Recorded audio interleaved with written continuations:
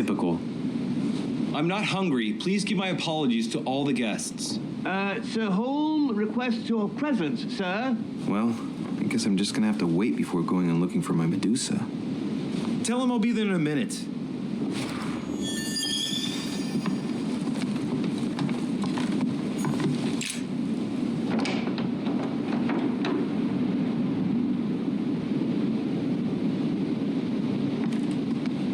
If I get a chance, I may have to take a little tour through the rooms of the other guests.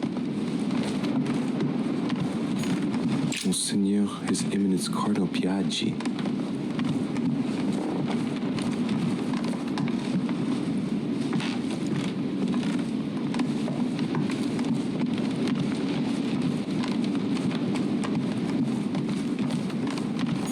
President George Washington. Let no one disturb me. I'm busy. Too bad. I'll see him later.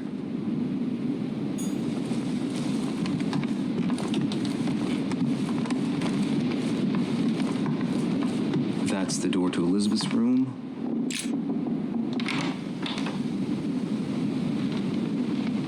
For God's sakes, what happened in here?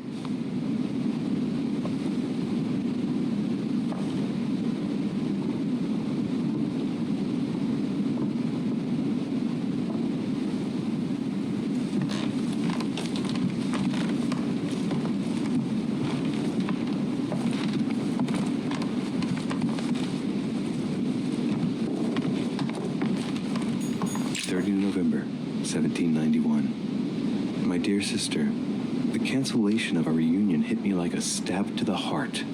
Father told me it was for your well-being, but I can't help but blame him.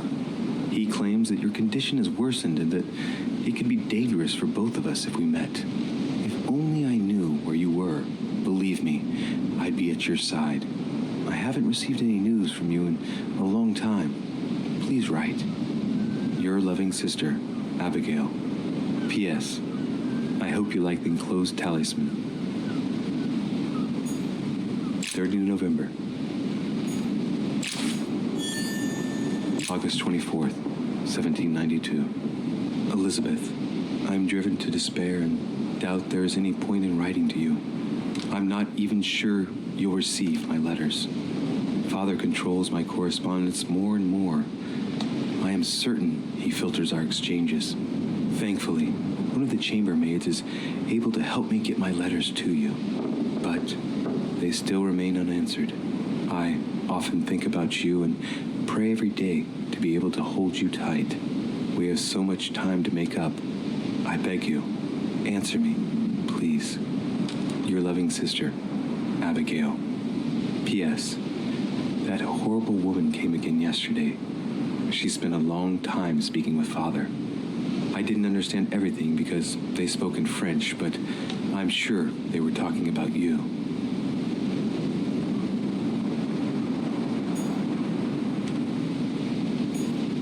August 24th, 1792. Elizabeth. June 11th, 1791. My dear Elizabeth, your last letter gave me much cause for concern. Your words were so cold, as if emotions no longer matter to you. Father maintains that the secondary effects of your treatment still trouble you, but that they will soon subside. Should I believe him? I cling to the belief that we shall soon see each other again, at long last. Right soon. Your loving sister, Abigail. P.S. Don't forget to tell me what present you want.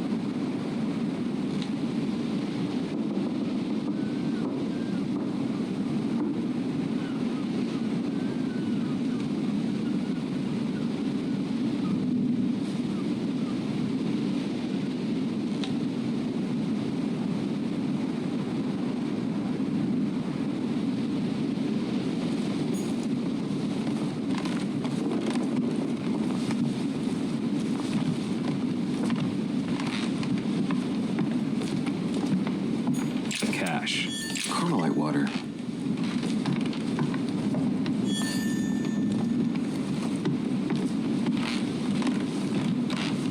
My dear Elizabeth, I'm writing to inform you of some unfortunate news. We won't be able to meet as planned on the first Sunday of May. I've been told that you're no better, and unfortunately, your brothers and I are absolutely snowed under by the work required to govern this new country. Please excuse us. As soon as we can get free, even if it's just for a day, I promise we shall come and see you. Your loving father, John Adams. P.S. Don't hold it against your mother. She still isn't ready. Please don't judge her. I'm sure you'll be able to put all of this behind you one day.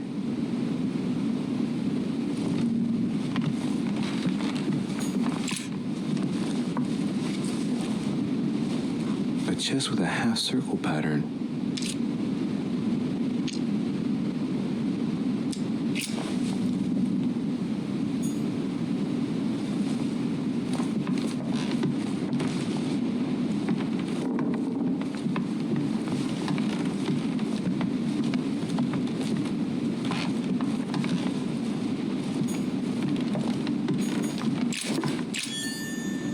Looks like I found a box containing some kind of white crystals.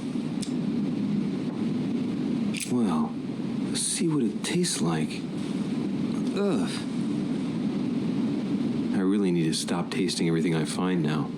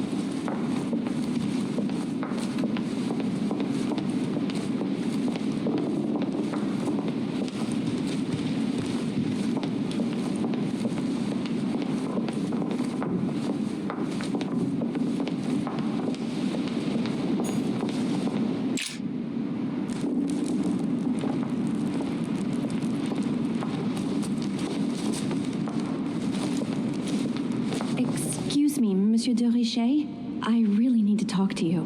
Hello. You're Elizabeth Adams, aren't you? Yes, I regret that we haven't been properly introduced. You had us all worried last night. How are you feeling today? Better. I was just a bit queasy. Don't worry about it. It happens all the time. Do you really want to know what made me ill? Last night, I found out that your mother was on the island. What are you doing here? My mother came here to do business with Lord Mortimer, but she seems to have gone missing. So I'm here to find her. I know your mother very well. Really? Yes, I have been in your mother's care ever since I was born. She nursed you. Oh, I wouldn't say nursed. No, I remember her stare, cold as ice. Her sadistic hands pressing over my mouth to silence me while I screamed in pain.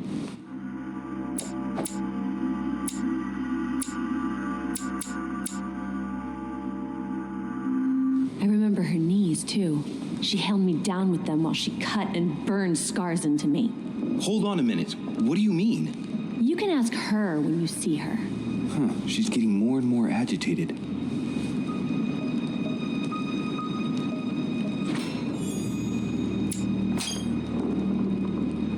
And next you're going to tell me my mother's also responsible for that scar on your head? My heart stopped twice during the operation. I lost my memory for 6 months. You obviously have no idea of the abuse your mother inflicted on me. Wait. There must be some kind of mistake. My only mistake was ever meeting your mother. She's able to describe every detail without hesitation or getting flustered. It's becoming difficult not to believe the poor girl. Look, I've got to go. Wait. I need to know more about you and my mother. Why did she put you through all of that? There must be some reason for what she did. What's the point of rubbing salt in the wounds?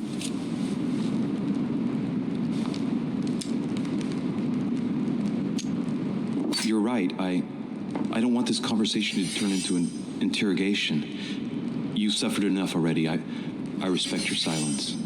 Please excuse me. Well, thank you.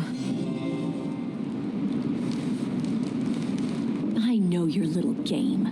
You're no different from the rest of them. You couldn't give a damn about me.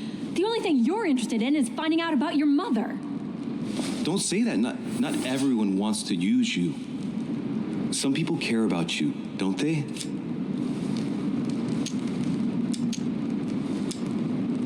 Haven't you got a sister? Yes. I'm sure she loves you with all her heart. She's the only one who cares about me. I would have put an end to it all by now if it weren't for her. Since you insist, I'll tell you how I met your mother. Thanks for trusting me. You see, before I was born, my mother often suffered from hallucinations and fits of anger. Soon people could barely recognize her. She became a completely different person. So my father spent an enormous amount of money paying for the best doctors, but none of them were able to cure her. The last resort was to call a priest. So, is that what your father did? No. He went to an expert in the occult. Ah, my mother. Her reputation already extended beyond our borders. My mother's fits stopped at my birth, and Sarah de Richet concluded that the evil had passed into me.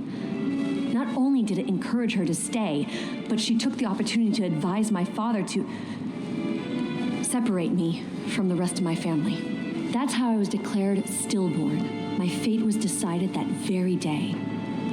It would coincide with my mother's frequent trips to America. I had my first fit when I was 3. That's when your mother began her experiments to rid me of the evil inside. I understand how you feel, but I know my mother. I'm sure she had her reasons, even if it seems difficult to believe. Everything she put me through was all for nothing. My whole life was ruined for nothing. So what brings you here then? My father used to know Sir Holm. He offered to introduce me to the world's leading authority in the occult. Lord Mortimer. He was my last hope. Until I found out he had also invited your mother. It's got to be a coincidence. I don't believe for a second she's coming for you. You can't change my mind about this, Louis. My days are numbered, and I know it.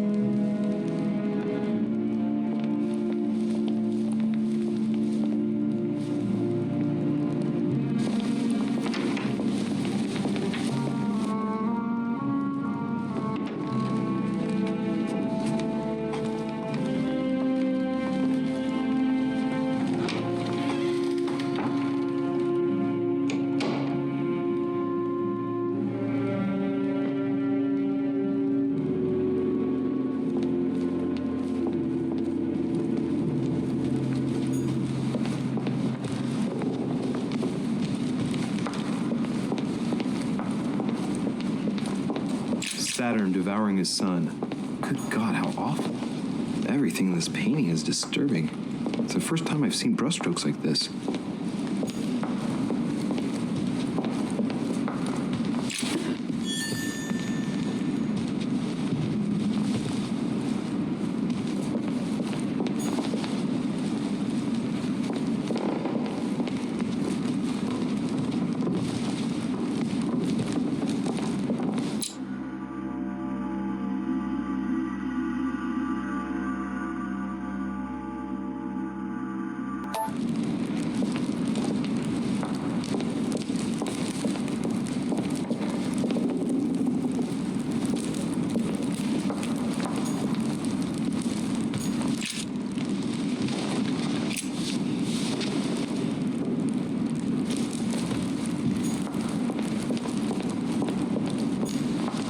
What can I do for you, sir? I am at your service day and night, sir.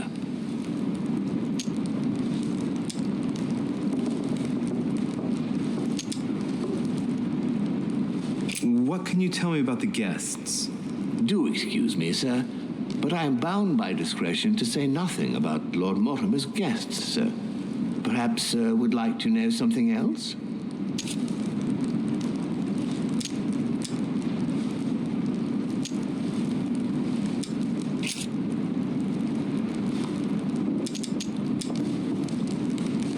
Yes. Can you briefly describe the ground floor, please? Very well, sir. On the ground floor, there are mainly living rooms. Sir finds himself at present in the Grand Hall. From the Grand Hall, Sir can access, on one side, the small salon, where the guests like to relax with a good book.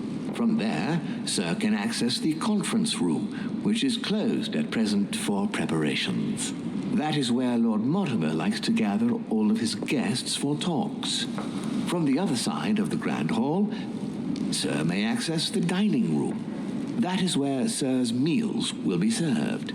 From the dining room, Sir may benefit from an exceptional view overlooking the island. It is also the best way to access the portrait gallery, where a large part of Lord Mortimer's works are exhibited. And in the gallery, Sir will also find access to the garden. But Sir may be reassured the building is accessible on both sides, so that it surrounds the garden in question. Sir should not find cause to worry. No one has ever gotten lost. Yeah, except for my mother. Has Sir another question?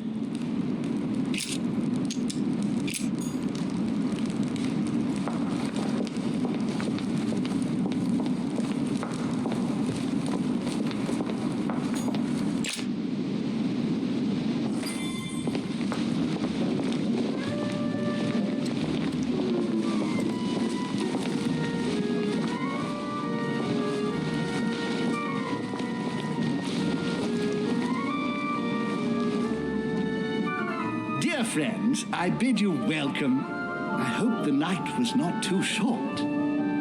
Your Eminence, Duchess, Monsieur de Richet, allow me to introduce our new guests. They arrived during the night. Johann Christoph von Wollner, Minister of Religious Affairs and close aide of Frederick William II, King of Prussia. Napoleon Bonaparte, Lieutenant of the French Revolutionary Army. And Jacques Peroux, French Revolutionary Tribunal Judge. Unfortunately, my friends, Lord Mortimer will not be joining us this morning, but he should be with us later. So, let us begin. What is Mortimer playing at? He tells me to come urgently and he sends no one to meet me? Thank you again for the wine, Your Eminence. It is served every day at the king's table. I am delighted to hear it. Volner and Piaggi seem to be getting along well. And you, sir? My dear Johann, how are you? Glad to make landfall at last. And yourself? Very well. And your husband? He's poorly. The French Revolution.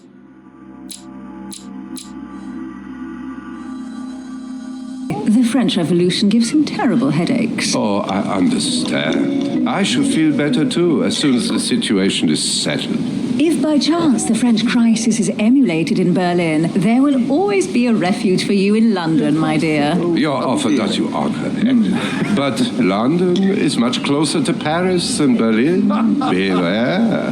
The French are capable of sailing up the Thames straight to the Houses of Parliament. Oh, my friend, I am shaking in my clogs.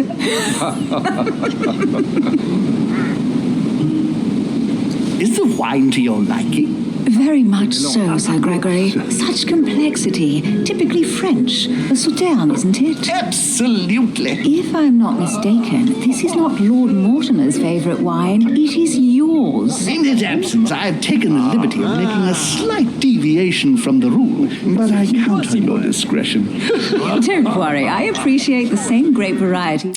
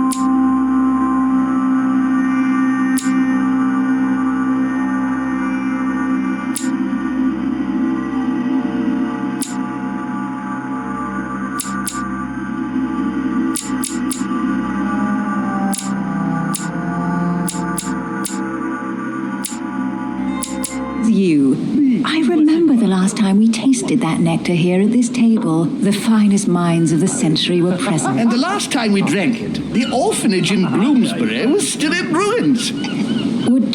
Would you repeat that? Oh, well, I put some small effort into the works. The orphanage reopened just before Christmas. The bedrooms, washrooms, and the classrooms had all been refurbished. I don't know what to say. You have given the girls a wonderful Christmas gift. Thank you. I made a promise. Now it is done.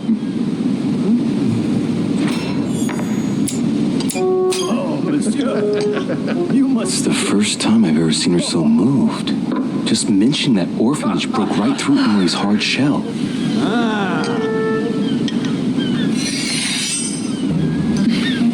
Is everything all right? Yes, thank you. I had a moment of absence, but here I am again.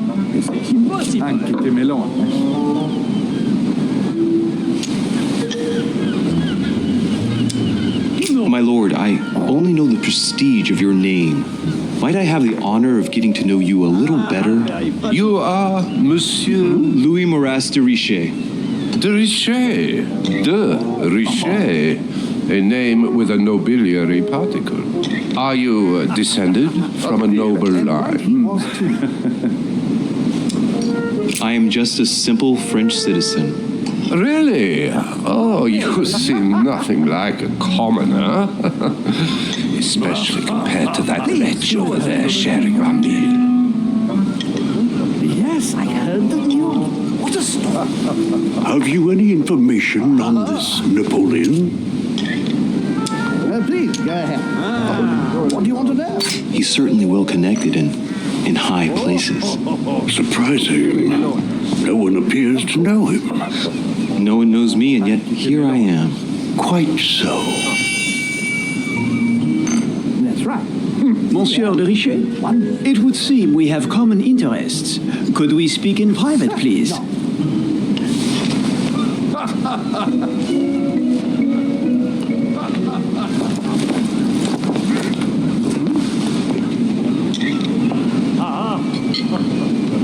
Lord Mortimer and the Golden Order, through your mother, have concluded a financial agreement. Stay composed, Louis. I'm listening. An agreement for cannons. Lord Mortimer assured me that you are to take over the project on behalf of your mother. You must know